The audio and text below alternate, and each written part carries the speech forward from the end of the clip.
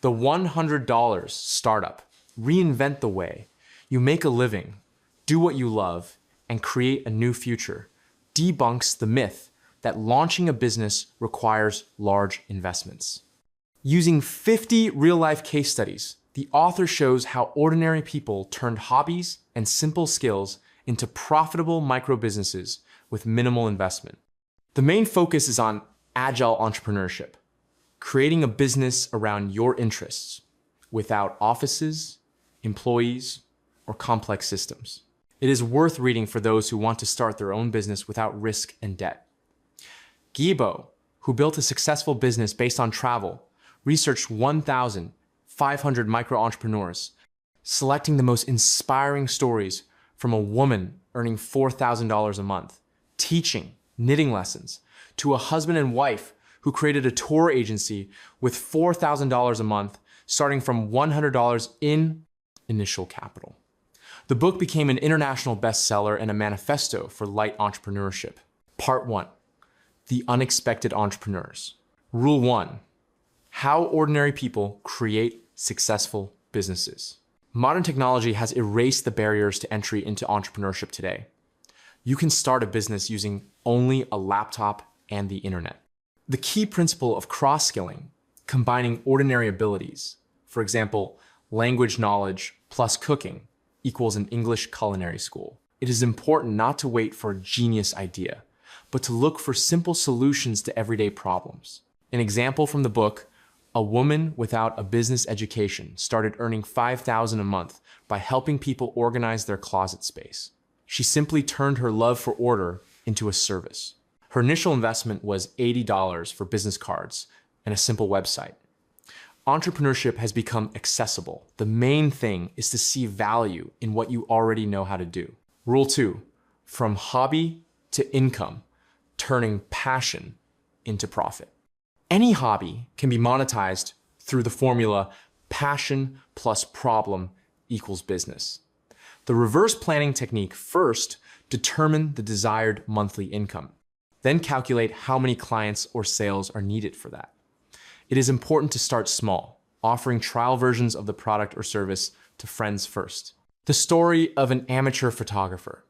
He started with free photo shoots for acquaintances, after 3 months found his first paid clients through Instagram, and a year later completely replaced his main job's income. His secret? A narrow niche. Drone photography for small cafes. A hobby becomes a business when you focus not on your pleasure, but on the value for others. Rule 3, the new rules of entrepreneurship. Traditional business dogmas are outdated today.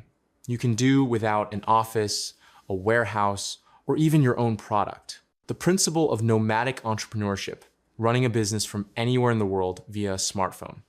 The rent instead of own technique using third-party services, print on demand, dropshipping minimizes startup costs.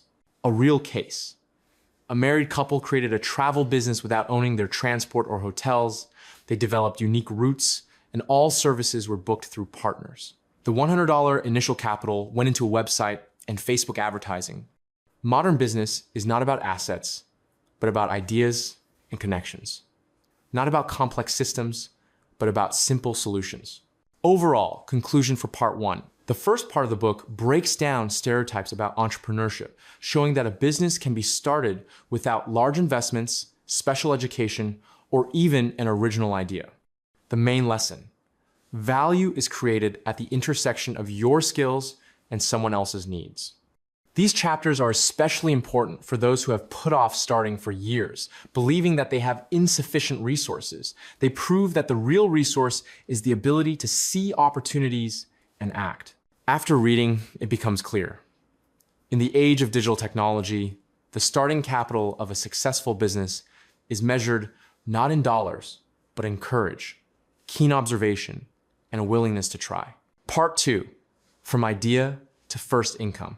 Rule 4, finding a profitable idea, what people really need. Successful business ideas are born at the intersection of 3 factors: your skills, market demand, and monetization potential. The problem interview, technique interview 10 to 15 potential clients, identifying their real pain points. The criterion for a viable idea is people's willingness to pay for a solution here and now, not in a hypothetical future. For example, a designer started earning money by creating menus for cafes after 5 owners complained to him about the difficulty of self-design. He offered a template design for 100 instead of a custom one for 500, finding the golden mean between price and value. The best business ideas are not invented, but discovered through communication with the target audience. Rule 5, testing demand before launch.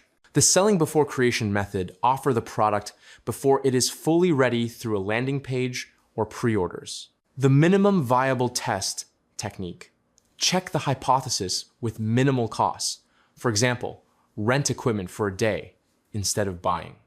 The key metric is not opinions, but real actions, prepayments, subscriptions. A story from the book. A woman tested the demand for calligraphy masterclasses by placing an ad in a local public group. Receiving 15 applications in 2 days, she rented a space for the weekend. The business paid for itself from the first event. True idea validation happens not in clients' heads, but in their wallets. Rule 6, creating a minimum viable offer. An MVP, minimum viable product, should solve one key client problem, not demonstrate all possible features. The one-button rule: if the user doesn't understand what to do in 3 seconds, simplify. Packaging is often more important than the product. Clearly articulate the benefit, not the features. A real case. A guy launched a shoe cleaning service in offices with 1 bucket and brushes. Instead of a mobile application, he used WhatsApp for bookings. A month later, he hired his first employee. After 3, he rented a minivan. Perfection is the enemy of launch. Start with a simple solution that simply works. Overall conclusion for part 2, the second part of the book turns abstract ideas into concrete actions for creating a business. The main paradox: the fewer resources you have, the faster you find truly working models. These chapters are especially valuable for those stuck in analysis paralysis. They show how to move from contemplation to first sales in a matter of days. After reading, it becomes clear. Entrepreneurship is not about creating the perfect product, but about constantly testing hypotheses on real clients. The key lesson: your first business plan should fit on a napkin, not in a 40-page document. Part 3, launch and scaling. Rule 7, effective start with minimal investment. The learning as you go principle allows launching a business while working a full-time job. The time crowdfunding technique: instead of money, ask early clients for referrals and testimonials. It is important to start with manual processes, automating only repetitive tasks that are already generating revenue. An example from the book. A nutrition consultant started with personal meetings in cafes, switched to Zoom consultations a month later, and launched an online course 6 months after that. Each stage was financed by the revenue from the previous one. A smart start is the sequential building of capacity, not an attempt to do everything at once. Rule 8, marketing for micro businesses. How to attract clients without a budget. The barter promotion method: exchanging services with partners on mutually beneficial terms. The narrow niche technique: it is better to be the absolute best for 1,000 dedicated clients than one of many for 1,000,000. Social proof works better than advertising. Collect testimonials, case studies, and success stories. A real case. A bicycle repair master offered free first inspections in exchange for social media posts. After 3 months, he had a steady client base without a single paid ad. The best marketing is exceptional value for specific people, not mass campaigns. Rule 9, scaling without losing quality. The replication instead of growth principle: duplicate successful models in new locations or niches instead of expanding staff. The productizing services technique: turn individual work into packaged offers and digital products. It is important to maintain the minimum sufficient team, hire only for specific tasks. The story of an entrepreneur: a photographer, instead of hiring assistants, created an online course on mobile photography.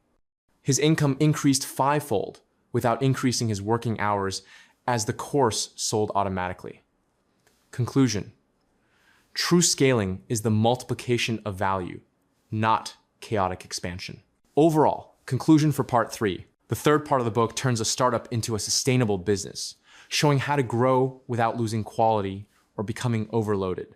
The main paradox: the most successful micro-businesses often consciously remain small, focusing on depth rather than breadth of reach. These chapters are especially valuable for those who have encountered the syndrome of busyness, where there's a lot of work, but the income does not grow. After reading, it becomes clear. Scaling requires not more resources, but smart systems that allow one person to create value for many. The key lesson: your business should work for you, not you for it. This is such a wonderful book. I've compiled a separate list of all the important theses from this book, along with all the techniques and tools, and created a step-by-step action plan that you can immediately implement in your life. You can get all this in my community, Place of Power. There, you will find a detailed text analysis with similar lists for each book being reviewed. The community has already thoroughly analyzed and made available to you hundreds of world bestsellers, with a new analysis released every day. Follow the link in the description and use it.